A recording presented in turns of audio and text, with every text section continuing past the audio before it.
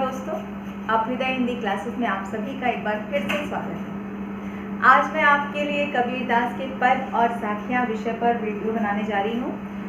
अभी तक मैंने कक्षा 10 के विद्यार्थियों के लिए जो भी वीडियो था वो बनाया था, लेकिन आज मैं कक्षा 9 के विद्यार्थियों के लिए बना रही हूँ, जिसका पहला अध्याय काव्य खंड का कबीरदास के पद और साखियाँ है। कबीरदास को समझने से पहले हमें उनके दर्शन, उनके भक्ति भाव को समझना बहुत आवश्यक है। सबसे पहले तो ये बता दूं कि जो ये वास्तव में ये कवि नहीं थे, ये एक संत थे, महात्मा थे।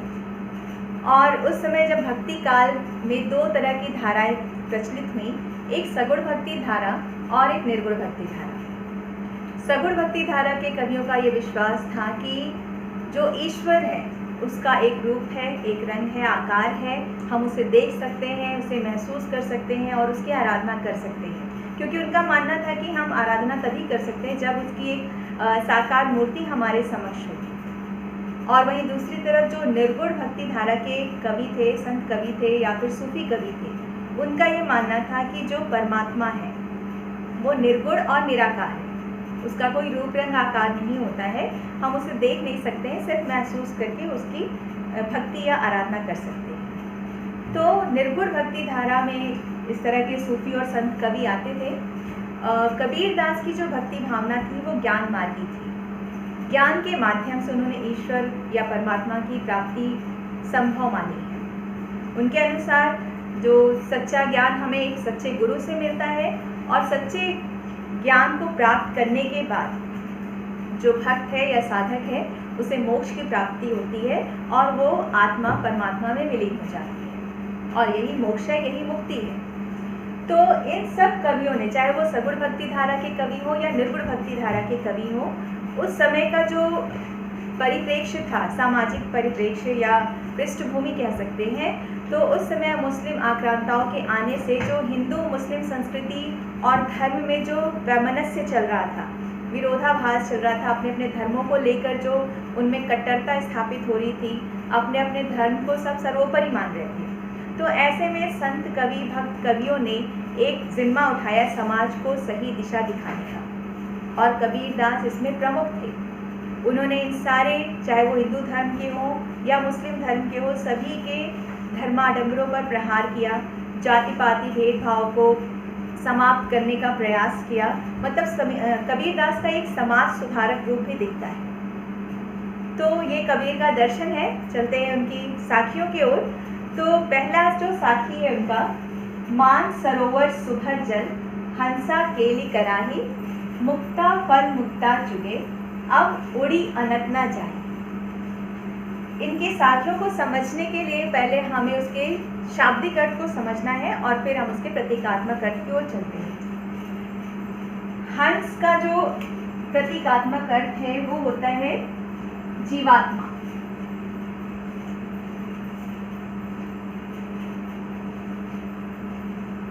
हंस हम सभी जानते हैं, एक सफेद पक्षी जो जल में क्रीड़ा करता है। क्रीड़ा करना मतलब खेलना, आनंद लेना। और मानसरोवर एक झील का नाम है, लेकिन यहाँ पर मानसरोवर मन का सरोवर या अमृत से भरा कुंड।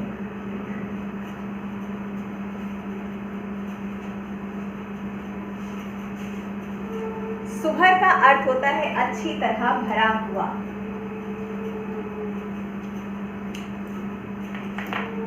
जल मीन्स बताइए, केली का मतलब होता है क्रीड़ा और कराही मतलब कर रहा है।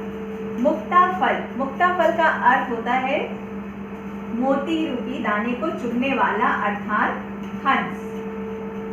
मुक्ता का अर्थ होता है मोती, चुगे मतलब चुगना।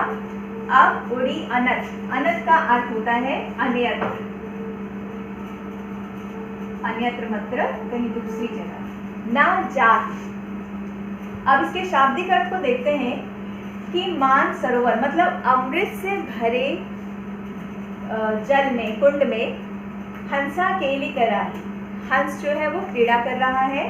मुक्ता फल मुक्ता चुगे, और वहाँ पर उस अमृत से भरे कुंड में वो क्रीड़ा कर रहा है और मोती रूपी दानों का सेवन कर रहा है। सामान्यतः हंस जो होते हैं वो दानों का सेवन करते हैं, लेकिन मोती मतलब सबसे ज़्यादा आनंद, असीम आनंद। ठीक है, तो वहाँ पर जो हंस है वो मोतियों का सेवन कर रहा है और उसे वहाँ पर इतना आनंद मिल रहा है कि अब उड़ी अनत न जाए, वह अब अन्यत्र कहीं उड़कर नहीं जाएगा। अब हम इसके प्रतीकात्मक अर्थ को देखते हैं। प्रतीकात्मक अर्थ मतलब यहाँ पर साधक साधना की चरमावस्था पर जब पहुँच जाता है तो उसका मन जो है वो ईश्वर से या परमात्मा से उसका एकात्म हो जाता है, अर्थात उसे मुक्ति मिल जाती है। और जब उसे ऐसा मोक्ष या मुक्ति मिलती है तब उसे आनंद की चरमावस्था प्राप्त होती है। तो हंस रूपी जीवात्मा, ठीक है, हंस रूपी जीवात्मा जब हंस रूपी जीवात्मा जब परमात्मा से मिल जाती है तब उसके लिए आनंद की चरम सीमा होती है। उसे तब उस स्थिति में जितना आनंद मिलता है उतना कहीं नहीं मिलता है। यहाँ लौकिक संसार और अलौकिक संसार की बात हो रही है।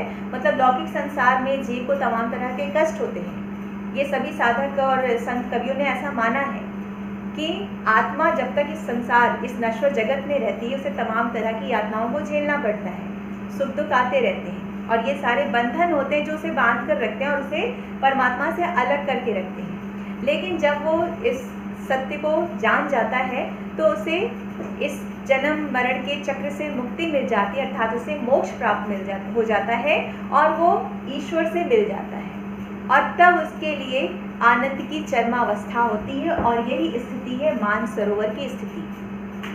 मतलब हंस रूपी जीवात्मा जो है वो मन के सरोवर में क्रीड़ा कर रहा है। ठीक है, मतलब वहाँ पर आनंद ले रहा है और उस आनंद की स्थिति में वह मोती रूपी दानों को चुग रहा है। मतलब वो सेवन भी सबसे अच्छी चीज़ों का कर रहा है, उसे वहाँ पर किसी भी प्रकार का दुख नहीं है, कष्ट नहीं है, पीड़ा नहीं है, उसे हर चीज़ से मुक्ति मिल गई है।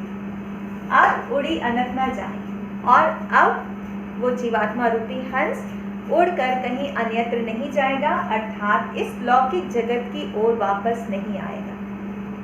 सीधा सा भावार्थ यही है कि जब सच्चा ज्ञान प्राप्त हो जाता है साधक को या जीवात्मा को, तब ईश्वर से या निर्गुण ब्रह्म या परमात्मा से उसका एकात्म हो जाता है और उसे मोक्ष की प्राप्ति हो जाती है, अर्थात जीवन मरण के चक्र से उसे मुक्ति मिल जाती है और तब उसे असीम आनंद की प्राप्ति होती है और उस आनंद को छोड़कर वो वापस उस भौतिक जगत में नहीं आता है।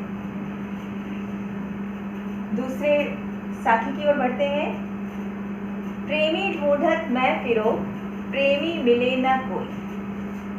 एक प्रेमी की बात हो रही है जो है परमात्मा या निर्गुण ब्रह्म, और दूसरा प्रेमी है जीवात्मा।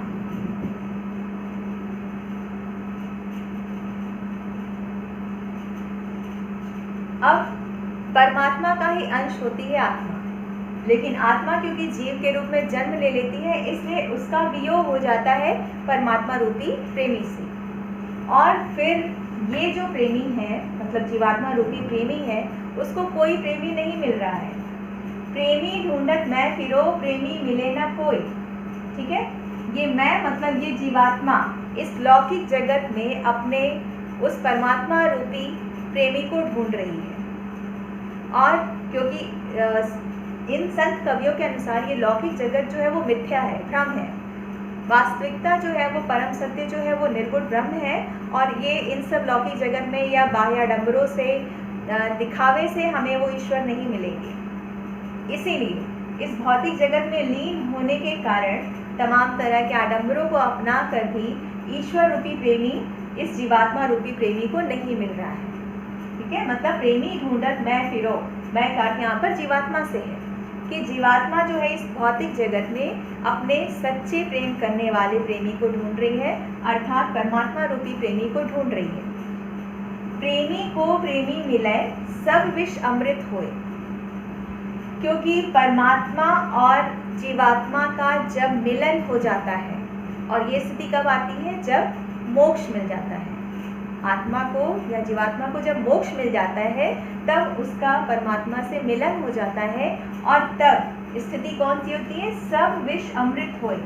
विष का अर्थ यहाँ पर दुख, बुराई, कष्ट से है और तब जो जीवात्मा के जितने भी दुख, कष्ट, बुराई है वो सब आनंद रूपी या सुख रूपी अमृत में बदल जाते हैं। ईश्वर से जब हमारा एकात्म होता है तो हमारे सारे दुख जो है वो सुख में बदल जाते हैं। और यहाँ दोनों प्रेमी की स्थिति वही है। परमात्मा एक प्रेमी है और दूसरा प्रेमी आत्मा है, जिसका जन्म लेने के कारण अपने परमात्मा रूपी प्रेमी से वियोग हो जाता है। और जब इन दोनों का मिलन होता है, प्रेमी को प्रेमी मिले, जब प्रेम करने वाले को सच्चे प्रेम करने वाले अर्थात परमात्मा से मिलन हो जाता है, तो उसके सारे दुख आनंद रूपी अमृत में बदल जाते हैं। चलते हैं अगली साखी की ओर।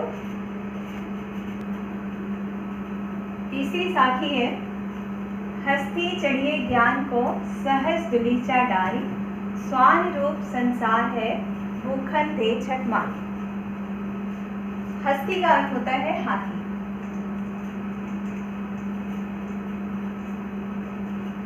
और सहज का अर्थ होता है स्वाभाविक।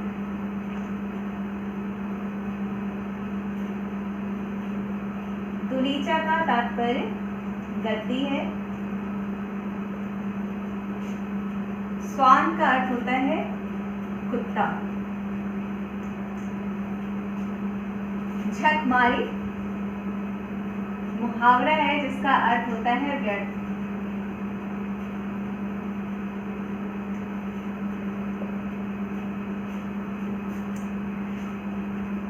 ज्ञान को कबीरदास ने बहुत ही ज़्यादा महत्ता दी है और इसीलिए गुरु का स्थान वो ईश्वर से भी श्रेष्ठ मानते हैं। अब यहाँ पर उनका मानना है कि और सच्चे ज्ञानी की पहचान क्या है, जब उसके अंदर लेश मात्र भी अहंकार नहीं होता है। अहंकार का कबीर ने बिल्कुल विरोध किया है।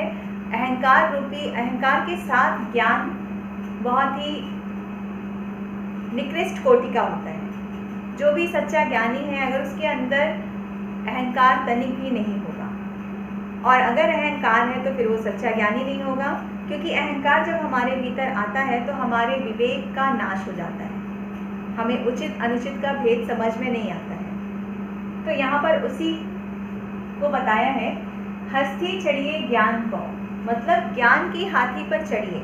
अभी मैं इसका शाब्दिक अर्थ बता दे रही हूँ।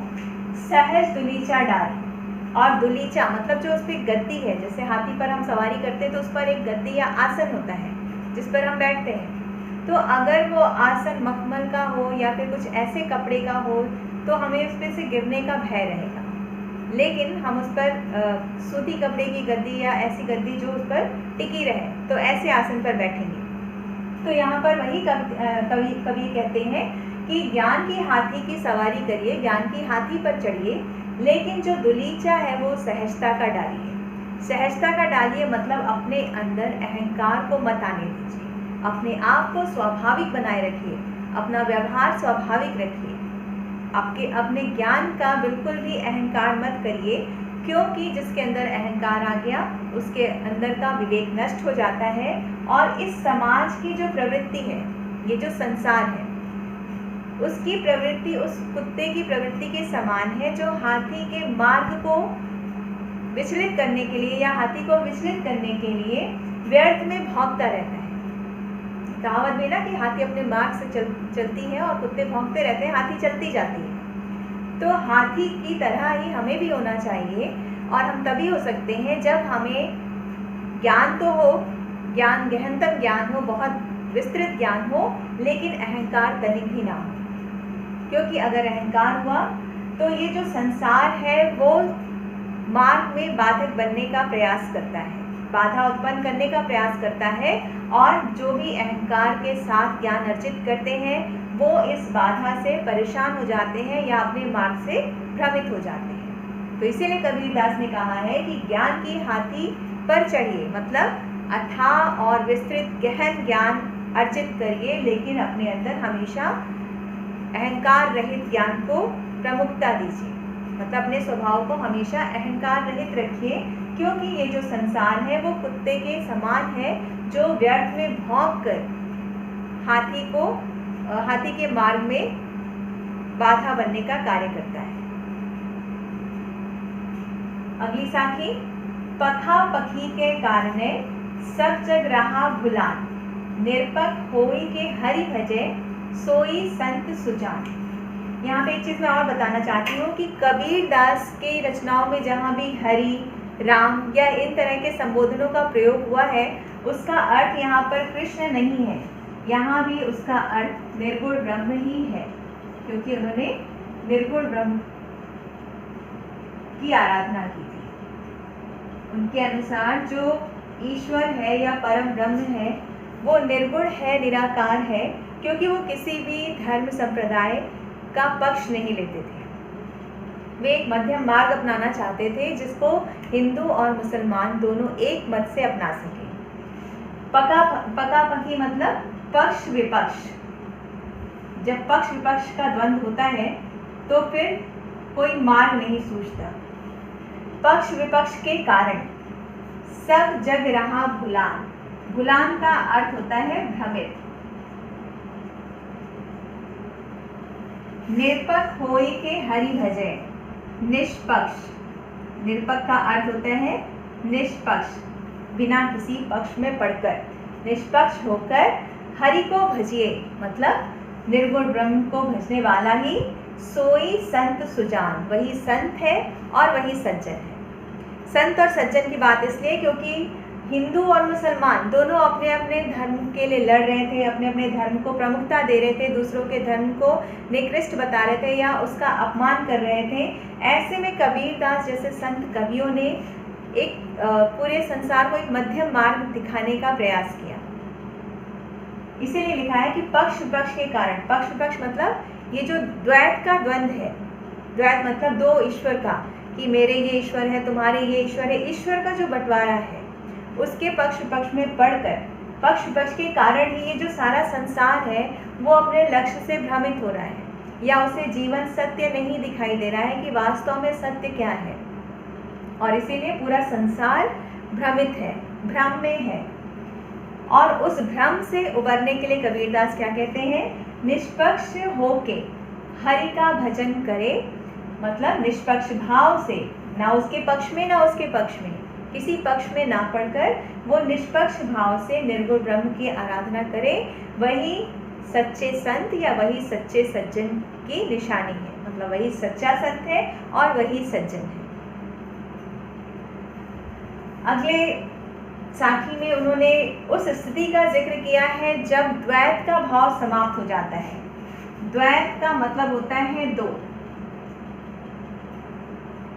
अब दो भेद हो सकते हैं, दो धाराएं हो सकती हैं, दो ईश्वर को मानना हो सकता है, और जिसका विलोम होता है अद्वैत। अद्वैत मतलब दो का भेद ना हो, जहाँ एक, अखंड। तो जब अद्वैत की स्थिति होती है या जब अद्वैत किसी की समझ में आ जाता है, वो अद्वैत को अपना लेता है, तब क्या स्थिति होती है? तब काबा फिर काशी भया। काबा जो मुसलमानों का धार्मिक स्थान और काशी जो हिंदू धर्म में धार्मिक तीर्थ स्थल माना गया है, तो काबा फिर काशी भया मतलब काबा ही काशी बन जाता है। काबा का काशी बन जाना मतलब जो दोनों का भेद था या जो अंतर था कि यहाँ पर मुसलमान जाएंगे तब उन्हें पुण्य मिलेगा और यहाँ पर जब हिंदू जाएंगे तब पुण्य मिलेगा। तो जो अद्वैत को अपना लेता है उसके लिए काबा और काशी में फिर कोई अंतर नहीं रह जाता है, तो काबा काशी बन जाता है। और इसी तरह से जो हिंदू मुस्लिम के आराध्य हैं, जिनको हिंदू ने अपना बना लिया है और मुसलमान ने अपना नाम दे दिया है कि मेरे रहीम हैं, मेरे आराध्य हैं, और राम जो है वो हिंदू धर्म के आराध्य हैं, तब राम रहीम का भी भेद खत्म हो जाता है और राम ही रहीम बन जाता है या रहीम ही राम बन जाता है। इसका अर्थ ये है कि दोनों एक हो जाते हैं, क्योंकि परम सत्ता तो एक ही है। हम उसे नाम अलग अलग दे के रखे हैं, लेकिन जो परम तत्व, परम सत्ता, परमेश्वर या ईश्वर वो एक ही है। तो जब उस अद्वैत को हम जान लेते हैं कि वो अखंड है, अद्वैत है, तब ये स्थिति होती है कि तब काबा काशी में कोई अंतर नहीं रहता है और राम रहीम एक हो जाते हैं। मोट चून मैदा भया। चून, चून का अर्थ होता है आटा। आटा और मैदा जो होता है वस्तुतः वो गेहूं से ही बनता है। गेहूं को जब थोड़ा सा मोटा पीसो तो वो आटे का काम करता है, और जब थोड़ा उसको और महीन कर दो तो वो मैदा बन जाता है। मतलब इसमें सिर्फ मोटाई और महीनी का ही अंतर होता है, बाकी जो उसमें तत्व होता है वो एक ही होता है। तो यहाँ पे आटे का मतलब स्थूल से है, स्थूल का मतलब भेद से है, भेद जो हमने ईश्वर में करके रखा था, द्वैत। आटे का अगर सिंबॉलिक मीनिंग या प्रतीकात्मक अर्थ पूछा जाए तो उसका मतलब स्थूल, स्थूल का मतलब मोटा, और जो भी चीज़ें बड़ी या मोटी होंगी उसमें भेद होगा ही, और वो द्वैत मतलब दो होगा। तो जो मोट चून, अब ये जो मोटा चूना था, मोटा आटा था, वो किस में बदल गया? मैदे में बदल गया। और मैदे का मतलब यहाँ पर सूक्ष्म से है, सूक्ष्म मतलब अभेद, भेद रहित या अद्वैत। तो राम रहीम का जो स्थूल भेद था वो निर्गुण भेद के सूक्ष्म मैदे में परिवर्तित हो गया। ठीक है। बैठी कबीरा जीन, जीन का अर्थ होता है सेवन करना, खाने के लिए तैयार रहना। तो ये स्थिति तब होती है जब ये द्वैत का भेद समाप्त हो जाता है, अंतर समाप्त हो जाता है, और तब ये जो द्वैत का मोटा आटा जो है वो अद्वैत के मैदे में परिवर्तित हो जाता है। ठीक है। आटा और मैदे का प्रयोग यहाँ पर स्थूल और सूक्ष्म मतलब द्वैत और अद्वैत के लिए किया है कबीरदास ने, और कबीरदास कहते हैं कि अब वो इस सूक्ष्म मैदे का सेवन करेंगे, अर्थात वो इस सूक्ष्म या अद्वैत ईश्वर को ग्रहण करेंगे, उन्हीं की आस्था करेंगे। अब वो वापस द्वैत के भ्रम में नहीं पड़ेंगे या द्वैत के चक्कर में नहीं पड़ेंगे। काबा फिर काशी भया, काबा और काशी का अंतर समाप्त हो जाता है, और राम ही भया रहीम, और राम ही रहीम बन जाता है, मतलब सारे द्वैत सारे अंतर समाप्त हो जाते हैं। मोट चून मैदा भया, जो द्वैत का मोटा आटा था वो चूने में मैदे में परिवर्तित हो गया, मतलब वो स्थूल जो था, वो अंतर जो था वो अभेद में परिवर्तित हो गया, अर्थात सूक्ष्म में, अर्थात निर्गुण ब्रह्म में परिवर्तित हो गया। और कबीरदास अब उसी सूक्ष्म मैदे का सेवन करेंगे, अर्थात निर्गुण ब्रह्म की उपासना करेंगे। बढ़ते हैं अपने अगले साखी की ओर। अगली साखी है हिंदू मुआ राम कही, मुसलमान खुदाई। कहे कबीर सो जीवता, जो दुह के निकट न जाए। दुह मतलब दोनों, निकट मतलब पास में।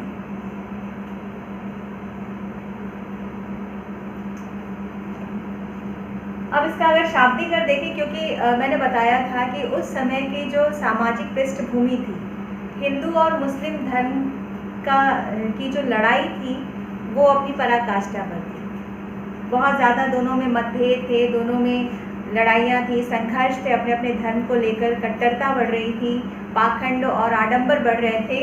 तो ऐसे में कबीरदास ने एक अपना दायित्व निभाते हुए इस तरह से लोगों को उनका मार्गदर्शन किया कि हिंदू मुआ राम कही। मुआ मतलब मर जाना, मरने का अर्थ यहाँ पर अपने जीवन को सीमित कर देने से है या अपने जीवन को व्यर्थ करने से है। कि हिंदू धर्म जो है, हिंदू धर्म के अनुयायी राम राम कहते हुए अपना जीवन व्यर्थ कर देते हैं, मतलब वो परम तत्व को या परम सत्ता को सिर्फ राम नाम तक ही समाहित कर देते हैं। और दूसरी ओर जो मुसलमान हैं वो अपने आराध्य को या परम सत्ता को खुदा खुदा की रट लगाते हुए उसके भीतर समाहित कर लेते हैं और अपना पूरा जीवन व्यर्थ कर देते हैं। कहे कबीर सो जीवता, जीवता का मतलब जीवित है। तो कबीरदास कहते हैं कि जीवन या जीवित वो है। अब जीवित होने का अर्थ यहाँ पर जीवन के सार्थक होने से है। कबीरदास का मानना है कि जीवन उसका सार्थक है जो दोनों के निकट ना जाए, मतलब जो दोनों के निकट ना जाए, दोनों के ही पास में या दोनों के ही चक्कर में ना पड़े। और दोनों मतलब हिंदू और मुसलमान, मतलब वो धार्मिक भेदभाव में ना पड़े, उसी का जीवन सार्थक है, वही सच्चा मनुष्य है और वही सच्चा जीवन या जीवन सत्य को जान रहा है। तो हिंदू जो है वो राम राम कहकर या अपने धर्म को सीमित कर दे रहे हैं, एक सीमित सोच रख रहे हैं, और मुसलमान जो है वो खुदा खुदा की रट लगाकर अपना जीवन व्यर्थ कर रहे हैं। कबीरदास के अनुसार जीवन उसका सार्थक है, वास्तव में वो जिंदा है, वो जीवन को जी रहा है सच्चे अर्थों में, जो इन दोनों के चक्कर में नहीं पड़ रहा है, दोनों के आडंबरों में नहीं उलझ रहा है।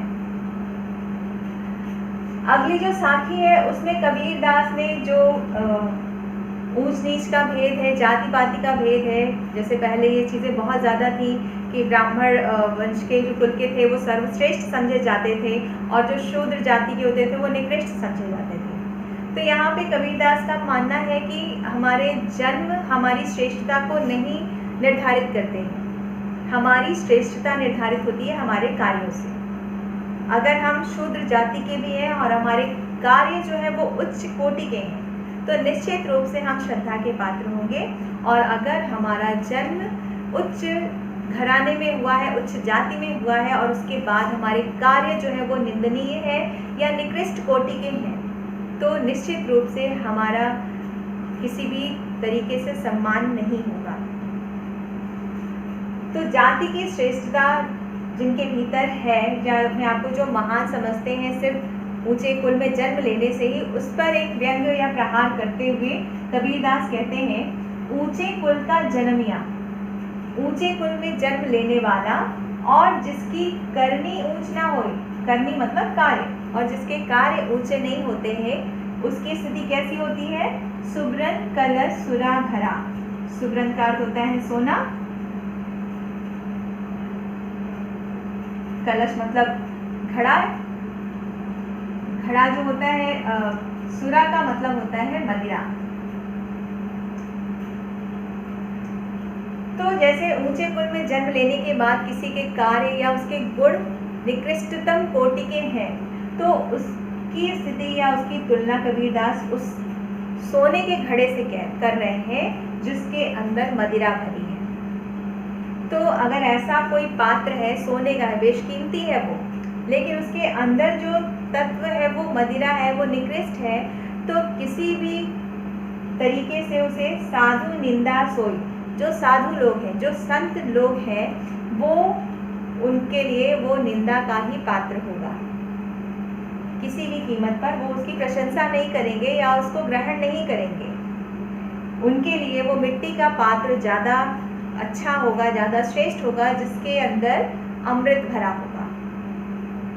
तो हमें अपने कार्यों को देखना चाहिए, ना कि हमारा जन्म किस कुल में हुआ है, किस जाति में हुआ है। तो ऊंचे कुल में जन्म लेने वाले की अगर कार्य या करनी नीच है तो उसकी स्थिति उस सोने के कलश के समान है जिसमें मदिरा भरी होती है। और ऐसे पात्रों की, मतलब वो पात्र चाहे व्यक्ति हो चाहे वो सोने का कलश हो, पात्र का मतलब बर्तन भी होता है, पात्र का मतलब व्यक्ति भी होता है। तो साधु लोग हैं, जो संत लोग हैं, उनके लिए वो निंदनीय ही होंगे, वो किसी भी तरह से उनके लिए ग्रहणीय नहीं होंगे। तो उम्मीद करती हूँ आपको ये वीडियो समझ में आया होगा, पसंद आया होगा।